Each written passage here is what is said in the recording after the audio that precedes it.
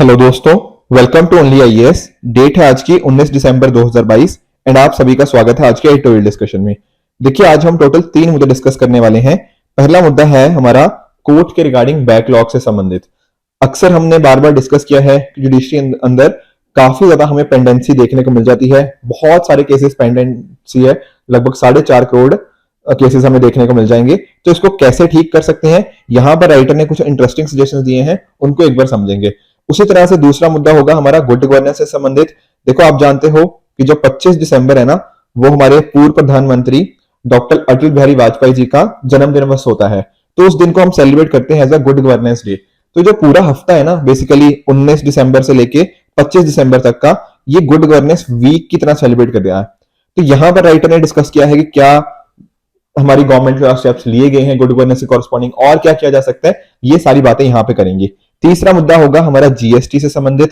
अभी बहुत ही recently GST council की मीटिंग हुई है, कुछ इंपॉर्टेंट डिसीजन लिए गए हैं उसके अंदर, उनको भी हम यहाँ पर समझेंगे। बट उससे पहले आज की कोट ऑफ द डे, जो किसके द्वारा है, by Martin Luther King junior ji के द्वारा। इन्होंने लिखा है, scientific power has outrun our spiritual power, we have guided missiles and misguided man.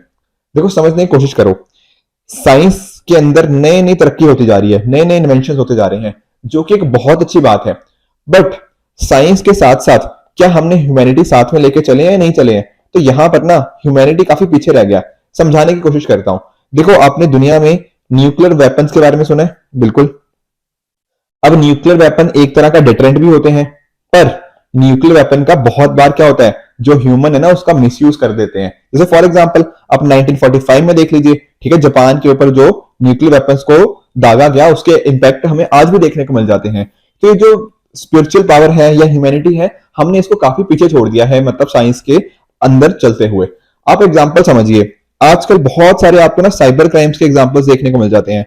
अभी रिसेंटली एम्स के ऊपर भी ना साइबर क्राइम अटैक हुआ, या फिर कंट्रीज के बीच में साइबर वॉरफेयर जैसी चीजें हमें देखने को मिल जाती हैं अक्सर। तो ये क्या दिखा रहा है? ये क्लियरली क्या ये दिखा रहा है कि हम साइंटिफिक पावर की तरफ तो बहुत तेजी से बढ़े हैं, पर स्पिरिचुअल पावर को हमने बहुत पीछे छोड़ दिया है, ह्यूमैनिटी को हमने पीछे छोड़ दिया है। अगर आपने गांधी जी के 7 सिंस की बात सुनी होगी ना, तो उन 7 सिंस में से गांधी जी ने एक बात क्या बोली थी, साइंस विदाउट ह्यूमैनिटी ये क्या है, एक सिन है। गांधी जी ने ऐसा बोला था।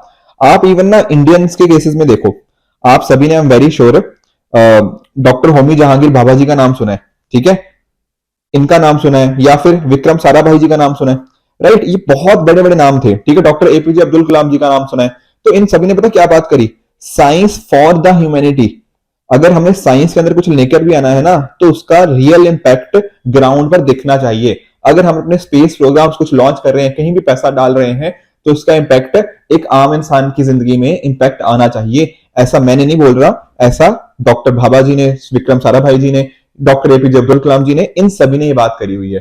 तो यहां पर ना ये जो मार्टिन लूथर किंग जूनियर की कोड भी अक्सर यही बात करती है कि हमारे पास देखो कितनी सारी गाइडेड मिसाइल है आज के टाइम पर मिसगाइडेड मैन है।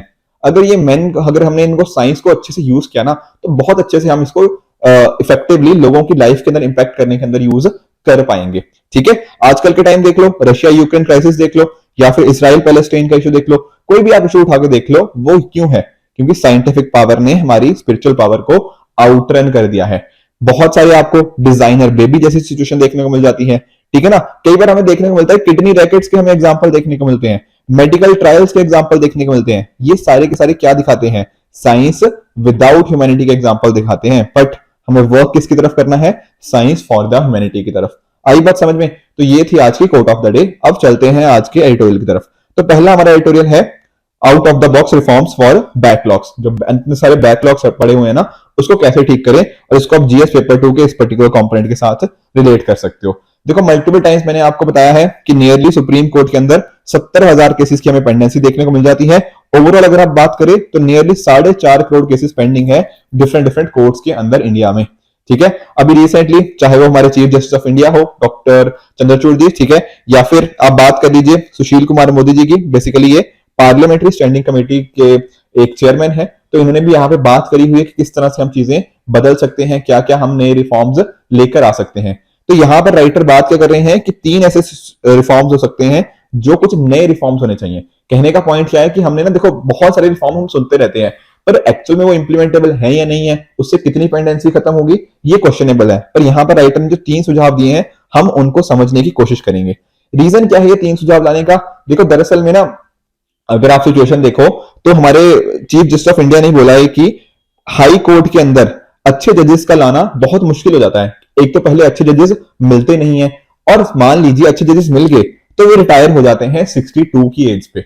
अब 62 की एज देखो बहुत ज्यादा एज तो नहीं है, अभी भी बहुत सारे जजेस ऐसे होते हैं जिनके पास ना बहुत सारे सालों का एक्सपीरियंस ऑलरेडी होता है और अभी भी वो अपनी पूरी कैपेसिटी के अंदर सर्व कर सकते हैं। तो अगर उनको देखो रिटायर कर दिया जाए 62 की उम्र के ऊपर ही, तो जो बाकी के आने वाले साल हैं, हो सकता था वो कोर्ट को बहुत ही अच्छा कॉन्ट्रीब्यूशन दे पाए, पर वो क्या हो जाते हैं, वो एक तरह से वेस्ट हो जाते हैं। तो अगर हम मान लीजिए उनको उनको सैलरी देते रहे, उनको कुछ और पर्क्स देके इंश्योर करते रहे कि वो सर्विस में रहे किसी तरह से, तो यहां पर वो चीज हेल्प करी जा सकती है, स्पेशली एसएलपी के अंदर। अब ये एसएलपी क्या है? This stands for special leave petition. देखो आप रियलाइज करोगे हमारे कॉन्स्टिट्यूशन के अंदर आर्टिकल 136 है। अब आर्टिकल 136 क्या बोलता है हमारे कॉन्स्टिट्यूशन का? कि हमारे जो सुप्रीम कोर्ट है ना, उसके पास एक स्पेशल पावर है। स्पेशल पावर किस चीज की? कि अगर मान लो किसी कोई कोर्ट में के अंदर, कोई ट्रिब्यूनल के अंदर कोई ना केस है, पर वहां पर लगता है कि नहीं, यहां पर इस केस के अंदर ना थोड़ा क्वेश्चन ऑफ लॉ की बात हो रही है, ऐसा जो क्वेश्चन ऑफ लॉ इन्वॉल्व है जो सुप्रीम कोर्ट अच्छे से इंटरप्रेट कर सकता है, तो होगा क्या, ये वाला केस ना सुप्रीम कोर्ट के पास चला जाएगा। इसको बोलते हैं स्पेशल लीव पिटीशन। आई बात समझ में? कि अगर ये बहुत इंपॉर्टेंट क्वेश्चन ऑफ लॉ है ना, जहां पर हमें लगता है कि नहीं, ये वाली चीज तो हमारे सुप्रीम कोर्ट ही देख पाएगा, इस मुद्दे को तो सुप्रीम कोर्ट ही देख पाएगा, या फिर हमें कहीं पॉसिबिलिटी लगती है कहीं पर कोई बहुत ग्रॉस इनजस्टिस ना हो जाए, तो वहां पर सुप्रीम कोर्ट के अंदर मुद्दा जा सकता है। अब होता क्या है, ऐसे तो हर मुद्दा, देखो आप सोच रहे होंगे कि हर मुद्दा सुप्रीम कोर्ट के अंदर चला जाएगा, पर नहीं, सुप्रीम कोर्ट उनमें से देखती है कि किस मुद्दे को सुनना है, किस मुद्दे को नहीं सुनना। और अगर आप रियलाइज करोगे ना, तो हमारे सुप्रीम कोर्ट का एक बहुत अच्छा खासा टाइम इसी चीज में चला जाता है कि किस पर्टिकुलर केस को उनको सुनना चाहिए, किस पर्टिकुलर केस को हम रिजेक्ट कर देंगे। तो नियरली ना आधा टाइम तो इसी में चला जाता है। अब आप खुद सोचो, सुप्रीम कोर्ट के अंदर केसेस पेंडिंग है और आधा टाइम सुप्रीम कोर्ट इसमें चला गया कि कौन सा केस सुनना है, कौन सा केस नहीं सुनना। आप इमेजिन करो, यहां पे राइटर ने एक एनालॉजी दी है। एनालॉजी क्या है? वहां पर उन्होंने बात करी है कि आरबीआई अगर सोचो आधा टाइम अपना यहां पे स्पेंड करेगी कौन सा वाला नोट असली है, कौन सा नकली है, तो कितना ज्यादा टाइम वेस्ट होगा आरबीआई का। उसी तरह से सेम चीज यहाँ पे सुप्रीम कोर्ट के अंदर भी हो रही है। अगर मान लो हम यहाँ पे जो जजेस रिटायर हो रहे हैं, उनको अगर ये काम दे दें कि आप ये चेक करो स्पेशल लीव पिटीशन को सुनना, तो वहां पर ना एक पॉसिबिलिटी बनती है कि वो इस चीज को अच्छे से चेक कर पाएंगे, इनके ऊपर अच्छे से वर्क भी कर पाएंगे, और जो सुप्रीम कोर्ट का बाकी बचा हुआ टाइम है, तो वो सारी चीजें हम वहां पर अच्छे से उनको यूटिलाइज कर सकते हैं। ठीक है ना? तो करंट जजेस जो हैं वो अपना जो बाकी का बचा हुआ टाइम है वो इंपॉर्टेंट केसेस के ऊपर लगा सकते हैं। ये स्पेशल लीव पिटीशन वाली चीजें बाकी के जो जजेस हैं वो देख सकते हैं। इसके साथ ही दूसरा मुद्दा क्या हो सकता है? दैट इज रिगार्डिंग टेक्नोलॉजी, कि टेक्नोलॉजी का हमें यूज डेफिनेटली करना ही होगा। देखो जैसे आप अभी बात कर रहे थे ना हम लोग कि जो जजेस रिटायर हो रहे हैं उनको ऑलरेडी रखो, उनको लंबे टाइम के लिए उनको कंटिन्यू करवाओ, स्पेशल लीव पिटीशन या और चीजें उनको सुनवाओ। पर आप लोग भी सोच रहे होंगे ना, सर ऐसे इसके लिए तो हमें नए कोर्ट चाहिए होंगे, नए और इंफ्रास्ट्रक्चर चाहिए होगा। पर नहीं, राइटर ने बोला ना, अगर हम टेक्नोलॉजी का यूज करेंगे ना, तो ये सारी चीजें हम हटा सकते हैं। वो कैसे? जो हमने कोविड-19 में किया। कोविड-19 में कैसे हो रही थी कोर्ट की जस्टिस? जो कोर्ट की प्रोसीडिंग हो रही थी वो चल रही थी, ऑनलाइन चल रही थी।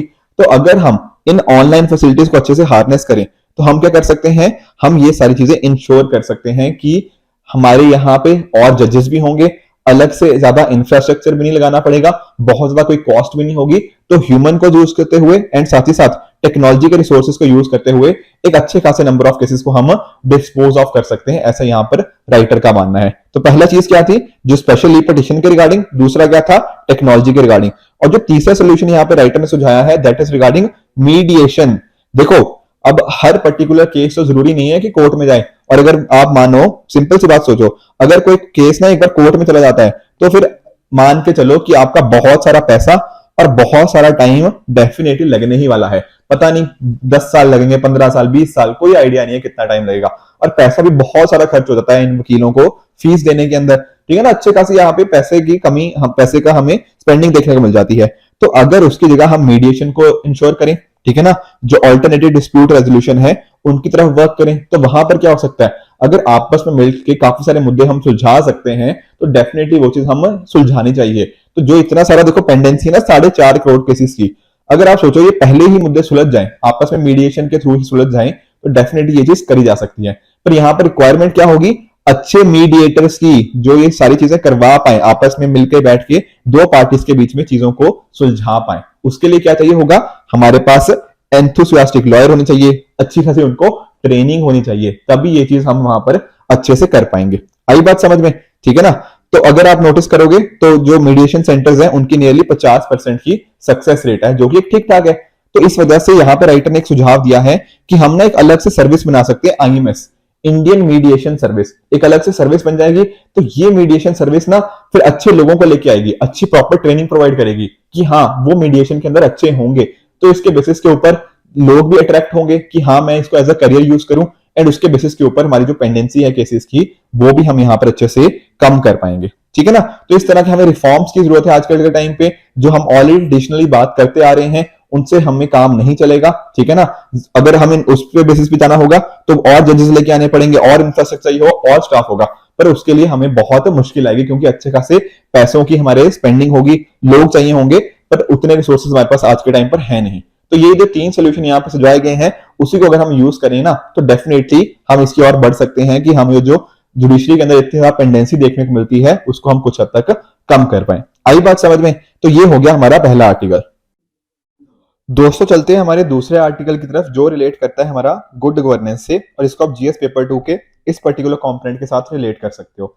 जैसा कि मैंने देखो आपको बताया था कि 25 दिसंबर को हर साल हम क्या कर सेलिब्रेट करते हैं, गुड गवर्नेंस डे की तरह सेलिब्रेट करते हैं, क्योंकि उस दिन क्या हुआ, हमारे जो फॉर्मर प्राइम मिनिस्टर है अटल बिहारी वाजपेयी जी, उनका वो बर्थ एनिवर्सरी होती है। अब ये डे जो स्टार्ट हुआ था 2014 में हमने स्टार्ट किया था, ताकि लोगों के अंदर एक तरह की हम अवेयरनेस लेकर आ पाए रिगार्डिंग द अकाउंटेबिलिटी। ठीक है ना। आप जानते हो गुड गवर्नेंस हमारे जीएस पेपर 2 के अंदर एक बहुत इंपॉर्टेंट कंपोनेंट है, मैं आपको बता भी देता हूं। ठीक है। आप जानते हो टोटल 8 कंपोनेंट इसके अंदर हमें देखने को मिल जाते हैं, जैसे कि फॉर एग्जांपल, ठीक है, आप जानते हो इसके अंदर पार्टिसिपेटरी आ गया, ठीक है ना, अकाउंटेबिलिटी आ जाता है, इसके साथ ही ट्रांसपेरेंसी हमें इंश्योर करनी होती है, responsiveness, right, equitable and inclusive, ठीक है, इफेक्टिव एंड एफिशिएंट, ठीक है, rule of law, and lastly इसके साथ ही आ जाता है कंसेंसस ओरिएंटेड। ये 8 कंपोनेंट आप सभी जानते हो जो कि हमें देखने को मिलते हैं इन गुड गवर्नेंस। अब यहां पर देखिए राइटर ने क्या बात करी है। राइटर यहाँ पे ना दरअसल में विंस्टन चर्चिल की एक कोट से स्टार्ट करते हैं, उतनी हमारे लिए कोट इंपॉर्टेंट है नहीं तो इसको हम ज्यादा डिस्कस नहीं करेंगे, बट बात यहाँ पर है कि हमारी गवर्नमेंट को ना बहुत सारे मेजर्स लेने की जरूरत है। अक्सर हम ना जब हम बात करते हैं गुड गवर्नेंस की तो ये एक थ्योरी बेस्ड चीज बन के रह जाती है। जैसे मैंने अभी आपको 8 पॉइंट बताए ना, तो पढ़ने में अच्छे लगते हैं, पर क्या हम उसको इंप्लीमेंट कर पाते हैं या नहीं कर पाते। यहां पर राइटर ने बात करी है कि जो करंट गवर्नमेंट है ना उसके अंदर काफी सारे रिफॉर्म्स लिए गए हैं और उनको समझना जरूरी है। जैसे फॉर एग्जांपल एक रिफॉर्म यहां पर हमारी जो करंट गवर्नमेंट ने लिया है कि उन्होंने ना कुछ ऐसे एक्ट को आइडेंटिफाई किया जो अभी रेलेवेंट नहीं है। ठीक है। देखो बहुत सारे एक्ट, जैसे फॉर एग्जांपल कोई 1836 में एक्ट बना हुआ है, कोई 1863 में एक्ट बना हुआ है, 1874, 1879, ये वाले एक्ट रिडंडेंट हो चुके हैं, ये वाले एक्ट ऑब्सोलीट हो चुके हैं। उस टाइम पे इंपॉर्टेंट थे, अब इंपॉर्टेंट नहीं है, अब इनकी जरूरत नहीं है। तो इस तरह के 2000 से भी ज्यादा एक्ट, स्टैट्यूट्स, सबऑर्डिनेट लेजिस्लेशन, इन सभी को आइडेंटिफाई किया गया। ठीक है। इसमें एक बहुत इंपॉर्टेंट इकोनॉमिस्ट है विवेक दोबराय जी, इनका बहुत इंपॉर्टेंट रोल रहा। उसके बेस पे ये सारे एक्ट को आइडेंटिफाई किया गया और इनको रिपील कर दिया गया, इनको हटा दिया गया। अब देखो इस तरह से एक्ट ये जो थे पुराने, जिनका कोई आज के टाइम में सेंस नहीं था, उनको हटाने से क्या होता है, ईज ऑफ डूइंग बिजनेस बनता है। ठीक है ना। इन्वेस्टर का थोड़ा कॉन्फिडेंस बनता है, वरना उसको देखना पड़ता है यार ये लॉ तो कहीं तो ब्रेक नहीं हो रहा, इस तरह की चीजें होती हैं। तो यहां पर जो इस तरह के लॉस को हमने रिपील किया ना, तो इससे रेंट सीकिंग बिहेवियर में कमी देखने को मिली है। अब ये रेंट सीकिंग बिहेवियर क्या होता है, देखो अगर मान लो एक कोई पर्सन है ना, वो इन्फ्लुएंस करता है कि आप ना बेसिकली अपनी कोई पॉलिसी के अंदर चेंज लेकर आओ, ठीक है, ताकि उससे मुझे फायदा हो, तो अगर इस तरह की चीज को बोलते हैं रेंट सीकिंग। मैं आपको एग्जांपल बताता हूं, अगर इस पर्टिकुलर पर्सन के कहने के ऊपर किसी पर्टिकुलर गवर्नमेंट ने कुछ नए रेगुलेशंस लेके आ गई, या फिर हो सकता है जैसे लॉबी का आपने सुना है कि लॉबिंग हो जाती है, ठीक है ना, तो वो सारी चीजें आ जाती हैं रेंट सीकिंग बिहेवियर के अंदर। तो इस तरह की चीजें जो एब्सोल्यूट लॉस थे उनको हटाने से ये सारे बेनिफिट्स हमें यहाँ पर देखने को मिल जाते हैं।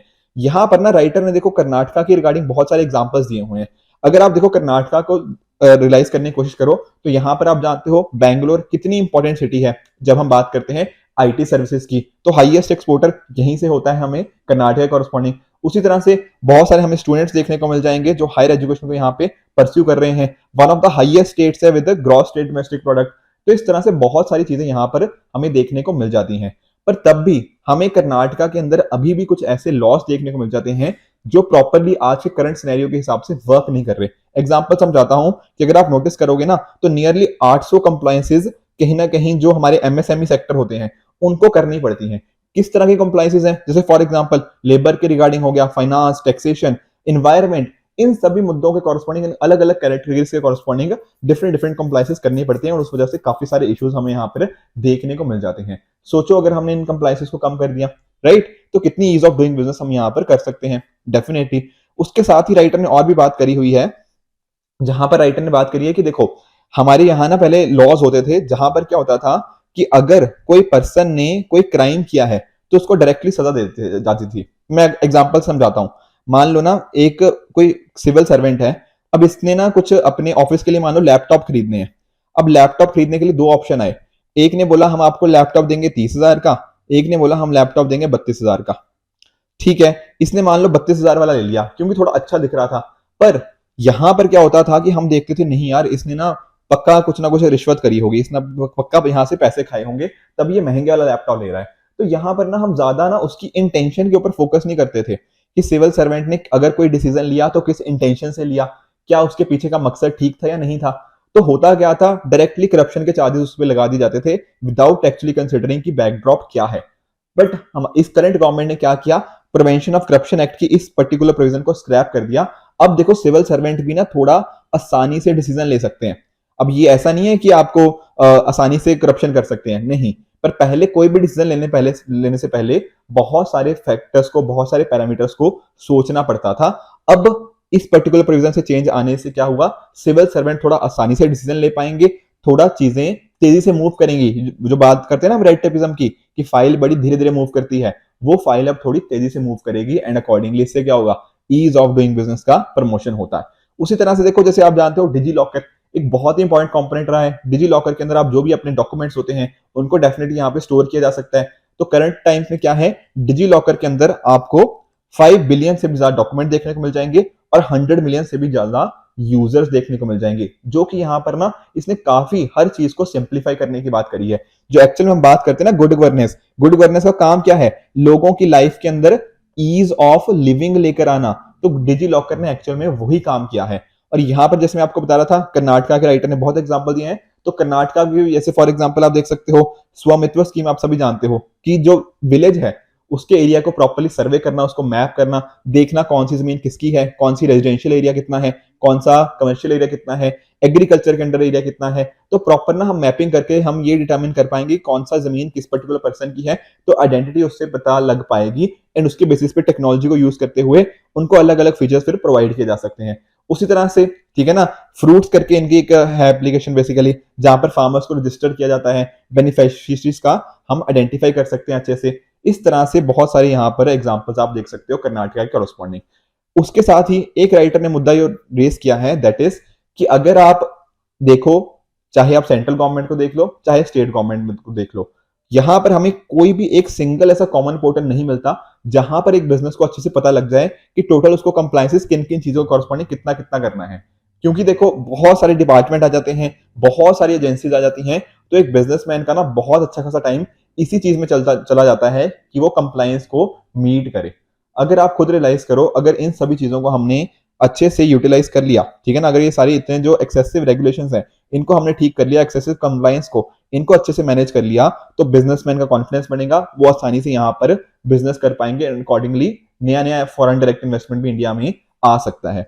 लास्टली यहाँ पे राइटर बात कर रहे हैं टेक्नोलॉजी की। यहाँ पर ना इन्होंने कुछ एग्जांपल्स दिए हैं स्टार्टअप्स के, जैसे अवंतरी हो गया, रीफ्रेस एआई हो गया। ये बात कर रहे हैं कि आर्टिफिशियल इंटेलिजेंस को हम कैसे यूज कर सकते हैं मास कम्युनिकेशन के अंदर। मैं आपको एग्जांपल समझाता हूं। जैसे मान लो हमारे जैसे प्रधानमंत्री जी हैं, मान लो ये किसी पर्टिकुलर स्कीम के बारे में बता रहे हैं। अब स्कीम के बारे में तो शायद हजारों लाखों लोगों को बता रहे होंगे।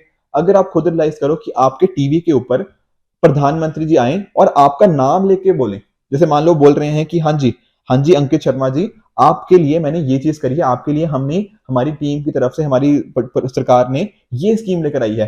तो इस तरह से क्या होगा, एक पर्सनलाइज टच आएगा और आप मैसेज को आसानी से लोगों तक पहुंचा पाओगे। आई बात समझ में?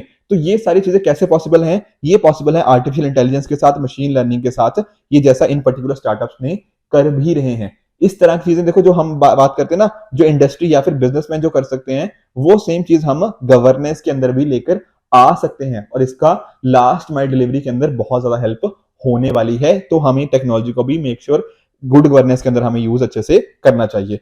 उसके अलावा देखो, ये सारी बातें चलो ठीक है, पर इन सभी चीजों के लिए क्या चाहिए होता है? पैसा।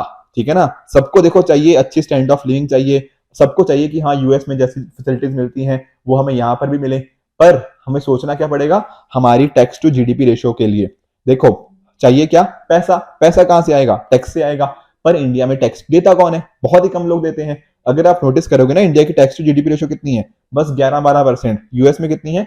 45%। तो वहां पर उनकी सरकार के पास अच्छा खासा पैसा आता है टैक्स की फॉर्म में, इंडिया के पास नहीं आता। तो यहां पर राइटर बात कर रहे हैं कि अगर स्टैंडर्ड ऑफ लिविंग अच्छा चाहिए, अगर क्वालिटी ऑफ लाइफ अच्छी चाहिए, तो टैक्स भी भैया पे करना पड़ेगा।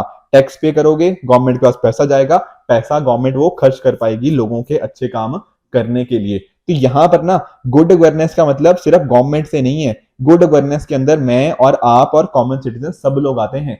अगर हम लोग अपने टैक्सेस अच्छे से पे करेंगे, उसके बेसिस पे हमें रिजल्ट देखने को मिल सकते हैं, क्योंकि गवर्नमेंट उसी बेसिस के ऊपर चीजें स्पेंड कर सकती है। आई बात समझ में? तो देखो, जो गुड गवर्नेंस है ना, वो कोई डेस्टिनेशन नहीं है कि यहां तक हमें पहुंचना है, नहीं। ये एक प्रोग्रेसिव स्टेप है, हमें चलते जाना है, ये एक जर्नी है, इसको मूव ऑन करते रहना है हमेशा ही। और अब जब हम बात कर रहे हैं गुड गवर्नेंस वीक की, तो डेफिनेटली यहाँ पर इंडिया बहुत सारे स्टेप्स ले सकता है ताकि हम इंश्योर कर पाए कि गुड गवर्नेंस को हम अच्छे से अचीव करें। आई बात समझ में? तो ये हो गया हमारा दूसरा एडिटोरियल। दोस्तों, जो हमारा तीसरा आर्टिकल है वो रिलेट करता है जीएसटी से संबंधित, और इसको आप जीएस पेपर 3 के इस पर्टिकुलर कंपोनेंट के साथ रिलेट कर सकते हो। देखो, आप जानते हो जीएसटी क्या है? एक तरह का इनडायरेक्ट टैक्स है, जो अलग अलग तरह के गुड्स हो गए, अलग अलग तरह के सर्विसेज हो गए, उनके ऊपर ये लगता है, राइट? अब हमने देखो अपने इकोनॉमी के सेशंस के अंदर बहुत अच्छे से जीएसटी को पढ़ रखा है। तो यहां पर आप जानते हो कि एक होती है जीएसटी काउंसिल। अब जीएसटी काउंसिल क्या है? देखो, ये इतने सारी चीजें डिसाइड भी तो करना है कि किस चीज के ऊपर 5% टैक्स लगेगा, किसके ऊपर 12%, किसके ऊपर 18, किसके ऊपर 28, ये किसके ऊपर टैक्स ही नहीं लेना। तो कौन डिसाइड कर रहा है? ये जीएसटी काउंसिल ही डिसाइड करती है। दरअसल में जीएसटी काउंसिल क्या है? एक कॉन्स्टिट्यूशनल बॉडी है। ठीक है? कॉन्स्टिट्यूशन में ना अगर आप जाओगे 279A(1) इसके अंदर जाओगे ना, तो यहां पर आपको देखने को मिल जाएगा कि जीएसटी एक कॉन्स्टिट्यूशनल बॉडी हो जाती है। और इसके चेयरमैन कौन होते हैं? जो हमारे फाइनेंस मिनिस्टर जी, करंटली निर्मला सीतारमण जी हैं। प्लस साथ ही साथ यहाँ पर आपको जो हमारे स्टेट मिनिस्टर ऑफ फाइनेंस हो गया, या फिर जो अलग अलग स्टेट्स हैं वहां के जो फाइनेंस मिनिस्टर्स होंगे, एंड साथ ही साथ जो रेवेन्यू सेक्रेटरी हमारे, ये डिफरेंट डिफरेंट मेंबर्स हमें यहाँ पर देखने को मिल जाते हैं। ये सारी चीजों का डिसीजन लेते हैं कि किसके ऊपर कितनी लिमिट होनी चाहिए, कभी कल को कुछ नेचुरल क्लैमिटी आ गई, कुछ डिजास्टर आ गया, तो क्या स्पेशल रेट हम उसके ऊपर लगा सकते हैं, कैसे ज्यादा से ज्यादा हम टैक्स को इंश्योर कर पाए, ये सारी बातें यहाँ पे होती हैं। अभी रिसेंटली क्या हुआ? जीएसटी काउंसिल की 48th मीटिंग हमें यहाँ पर देखने को मिली है। ठीक है? दिसंबर 17 को ये चीज हुई है।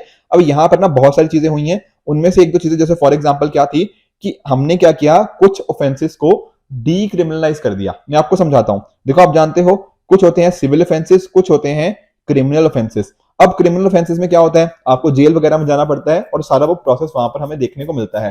पर यहाँ पर जीएसटी काउंसिल ने अभी क्या डिसीजन लिया है, कुछ पर्टिकुलर केसेस के अंदर ऐसा क्या है कि कुछ पर्टिकुलर ऑफेंसेस को डीक्रिमिनलाइज कर दिया गया है इस पर्टिकुलर चीज के अंदर। तो बेसिकली ये पॉइंट क्या है?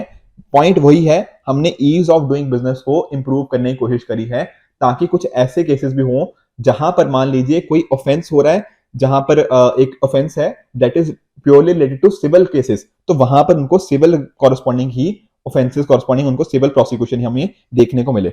मैं आपको एग्जांपल समझाता हूं। जैसे फॉर एग्जांपल आप नोटिस कीजिए कि जीएसटी के अंदर ना हमने कोशिश करी है कि टैक्स एविजन को बिल्कुल खत्म कर दें। बेसिकली अगर कोई इंसान टैक्स नहीं पे करता, तो हमने कोशिश करी है कि टेक्नोलॉजी के माध्यम से, जैसे for example E way bills हो गया, जीएसटी रिटर्न्स हो गया, और टेक्नोलॉजी प्लस डेटा को यूज करते हुए इंश्योर कर पाए कि कोई ऐसा इंसान ना हो जो टैक्स ना पे करे जानबूझ के, जो इसका मिसयूज करे। उसके लिए हमने अलग अलग तरह की पेनल्टीज हो गया, अलग अलग तरह की गाइडलाइंस यहाँ पे बता रखी हुई हैं। बट अक्सर हमने देखने को मिला है कि बहुत सारी जगह पे इसका मिसयूज किया जाता है। ठीक है ना? फॉर एग्जांपल कई बार ऐसे भी देखने को मिला है कि किस जगह पे हमने उनको क्रिमिनल पेनल्टीज दे दी कि उन्होंने अच्छे से जीएसटी लॉ को मिसयूज किया या फिर उनको फॉलो नहीं किया। तो हमारे जीएसटी लॉ के अंदर ना बहुत सारे ऐसे प्रोविजंस है जो इस चीज को देखते हैं। हमें इन सेक्शंस को याद नहीं करना कि सेक्शन 122 टू 131 ये बोलता है, नहीं, ये सेक्शन इतने इंपॉर्टेंट नहीं है, बट पॉइंट इतना होना चाहिए कि यहाँ पर हमने ऑफेंसेस को कैटेगराइज कर रखा है। किस तरह से? एक होते हैं हमारे पास कॉग्निजेबल ऑफेंसेस। कॉग्निजेबल ऑफेंसेस वो होते हैं जहां पर अगर आपने किसी को अरेस्ट करना है ना, तो वहां किसी वारंट की जरूरत नहीं है, डायरेक्टली आप उसको जाके कर सकते हो। उसी तरह से दूसरे होते हैं नॉन कॉग्निजेबल, ठीक है ना, जिसका बिल्कुल अपोजिट हो जाता है। उसी तरह से हमारे पास बेलेबल ऑफेंसेस होते हैं जहां पर बेल वगैरह मिल जाती है, ठीक है ना। तो ये सारी चीजें ऑफेंसेस अलग अलग हमने जीएसटी के अंदर बता रखे हुए हैं। डिफरेंट सेक्शंस आप यहाँ पर पढ़ भी सकते हो, पर उतने हमें ये याद नहीं रखने की सेक्शन 69 क्या है, सेक्शन 67 क्या है, नहीं। अब आप लोग सोच रहे होंगे कि सर हमने ये जीएसटी के अंदर ये अरेस्ट वाली बात को रखा ही क्यों है? अगर किसी बंदे ने मान लो जीएसटी नहीं पे किया या फिर उसने जीएसटी छुपाने की कोशिश करी, तो अरेस्ट हमने क्यों कर रहे हैं उसको? क्या उसके ऊपर सिविल चार्जेस नहीं लगा सकते? देखो ये वाला मुद्दा ना हमारे जो उस टाइम के फाइनेंस मिनिस्टर थे डॉक्टर अरुण जेटली जी, उनके सामने भी आया था। तो उन्होंने क्या बात बोली? उन्होंने बोली कि मान लीजिए कोई एक बंदा है वो 100 करोड़ का फ्रॉड करता है, तो अगर उसने 100 करोड़ का फ्रॉड कर दिया और उसके पास कोई एसेट भी नहीं है जहां से हम इसको रिकवर कर पाए, बेसिकली कुछ उसका बेच पाए, एसेट वगैरह, कुछ उसकी जमीन बेच पाए, कुछ उसके ऑफिस बेच पाए, अगर वो सारी चीजें भी नहीं है, तो गवर्नमेंट क्या करेगी? क्या गवर्नमेंट पावरलेस हो जाएगी उस कॉरस्पॉन्डिंग? नहीं। तो एक तरह का डेटरेंट लाने की जरूरत है। तो डेटरेंट क्या होगा? उसको अरेस्ट करने की बात, ठीक है ना। तो ये यहां पर उनके द्वारा, अरुण जेटली जी के द्वारा बात करी गई थी। बट अभी की जो जीएसटी काउंसिल है उसके अंदर ये डिसाइड हुआ है कि ये जो हम अरेस्ट वाली बात है ना, ये बहुत ही कम केसेस के अंदर करना चाहते हैं। ये जो क्रिमिनल, हमने बहुत सारे ऑफेंसेस को क्रिमिनल ऑफेंसेस कैटेगराइज कर दिया ना, हम इसको क्या कर रहे हैं? डीक्रिमिनलाइज कर रहे हैं। जैसे फॉर एग्जांपल पहली बात तो ये है कि अगर किसी ने 2 करोड़ तक का टैक्स अमाउंट था उसको करेंगे। पहले क्या था? ये नंबर था 1 करोड़ तक का, अब क्या कर दिया है? 2 करोड़ तक का, ठीक है ना। पर इसमें एक एक्सेप्शन है। एक्सेप्शन क्या है? कि अगर मान लो किसी ने कुछ फेक इनवॉइसेस बनाए हैं, तब उसको हम अरेस्ट कर सकते हैं किसी भी अमाउंट के लिए। बट अदरवाइज अगर कोई जेन्युइन रीजन की वजह से है तो वो अमाउंट क्या होगा? 2 करोड़। पहले ये 1 करोड़ था, फिर से ईज ऑफ डूइंग बिजनेस इससे इंप्रूव होगा। उसी तरह से कंपाउंडिंग अमाउंट को भी हमने थोड़ा सा चेंज कर दिया है, ठीक है ना। ये छोटे मोटे चेंजेस हैं, उतना आपको ध्यान नहीं रखना, बट पॉइंट यही है कि नोटिस करो कि जीएसटी में ना बहुत सारे चेंजेस आते जाते हैं। जीएसटी एक अभी स्टार्टिंग फेज में है, धीरे धीरे इसकी आने वाले टाइम के अंदर और हम इंप्लीमेंटेशन देखते रहेंगे और बहुत सारे चेंजेस आते रहेंगे। अगर कोई चीज बहुत ही स्टार्टिंग फेज में होती है, हो सकता है लोगों को समझने के अंदर भी टाइम लगे।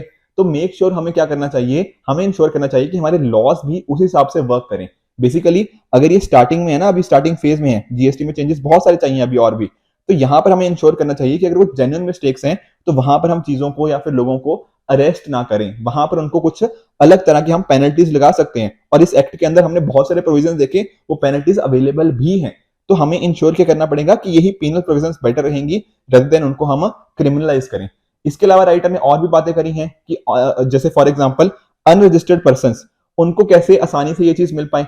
अगर देखो उनको प्रॉपर उनका रिफंड नहीं मिलता टैक्स का, तो वो प्रोसीजर भी हम लेकर आए, एक टाइम पीरियड को इंश्योर कर पाए। बेसिकली कहने का पॉइंट ये है कि जीएसटी के अंदर जो कॉम्प्लेक्सिटी है ना, छोटे दुकानदारों के लिए, अनरजिस्टर्ड बायर्स के लिए, उन पर्टिकुलर के लिए हम उन चीजों को आसान कर सकते हैं इस टेक्नोलॉजी की मदद से, ताकि जो अलग अलग फैसिलिटीज हैं उनको हम प्रोवाइड कर पाए। उसी तरह से ईसीओस की बात करी गई है, ई कॉमर्स ऑपरेटर्स की, ठीक है ना। बेसिकली ये एक सुझाव है, ऐसा हमने एक तरह से इन प्रिंसिपल अप्रूवल दिया है, अभी पूरी तरह से इसको अप्रूवल नहीं दिया गया। बेसिकली किसके लिए है? जो अनरजिस्टर्ड सप्लायर्स है उनको क्या आसानी हो सकती है, उसके लिए यहां पर अलग अलग सुझाव बेसिकली ये दिए गए हैं, ठीक है ना। बाकी देखो जो और मुद्दे हैं उनको हम एडीआर मैकेनिज्म के थ्रू भी डील किया जा सकता है। जरूरी नहीं कि हर चीज को हम कोर्ट में लेके जाएं। अगर किसी ने कुछ जीएसटी पे नहीं किया या कुछ और इशू आते हैं जीएसटी कॉरस्पॉन्डिंग, तो आपस में भी मिलकर उसको, जैसे हम बात कर रहे थे ना मीडिएशन की, वो सारी चीजें देखी जा सकती हैं।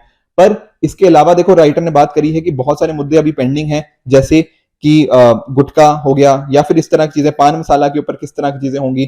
तो यहाँ पर ये सारे मुद्दे यहाँ पर एक्सपेक्ट कर रहे थे कि जीएसटी वाले जीएसटी काउंसिल में डिस्कस होंगे, पर ये सारे मुद्दे जीएसटी काउंसिल में डिस्कस नहीं हुए हैं। तो इनके ऊपर भी डिस्कशन आने वाले टाइम के अंदर हम कर सकते हैं। पॉइंट आपको सिंपली ये समझना है कि जो अलग अलग चीजें हम कर रहे हैं उससे ease of doing business improve होगा, इन्वेस्टर कॉन्फिडेंस इंप्रूव होगा, और हमें इंश्योर क्या करना है कि जो हम अगर हम इस पर्टिकुलर एक्ट के जो जीएसटी लॉ है इसके स्टार्टिंग फेज में है तो अभी हमें प्रोविजंस थोड़ी उस हिसाब से रखनी चाहिए ताकि अगर फ्यूचर में कुछ चेंजेस आते हैं उसका इंपैक्ट सभी के ऊपर ना पड़े, ठीक है ना। तो ज्यादा हमें इस थर्ड आर्टिकल में ना बहुत ज्यादा पॉइंट्स हमें याद नहीं रखने, जो बेसिक आइडिया था वो हमने समझ लिया है। और साथ ही साथ आप जीएसटी का जो स्टैटिक पार्ट है ना वो मेक श्योर कि आप अपने जो, ठीक है ना, आपने इकोनॉमी के अंदर आई एम वेरी श्योर स्टैटिक पढ़ा होगा, उसके साथ आप रिवाइज कर लीजिए तो बहुत अच्छे से आपको ये सारी चीजें समझ आ जाएंगी, ठीक है फ्रेंड्स। तो ये थी आज की डिस्कशन। आई होप आपको तीनों आर्टिकल अच्छे से समझ आए होंगे। इसी तरह से आप भी अपने एंड पे हार्डवर्क करते रहिए। Good bye and good luck.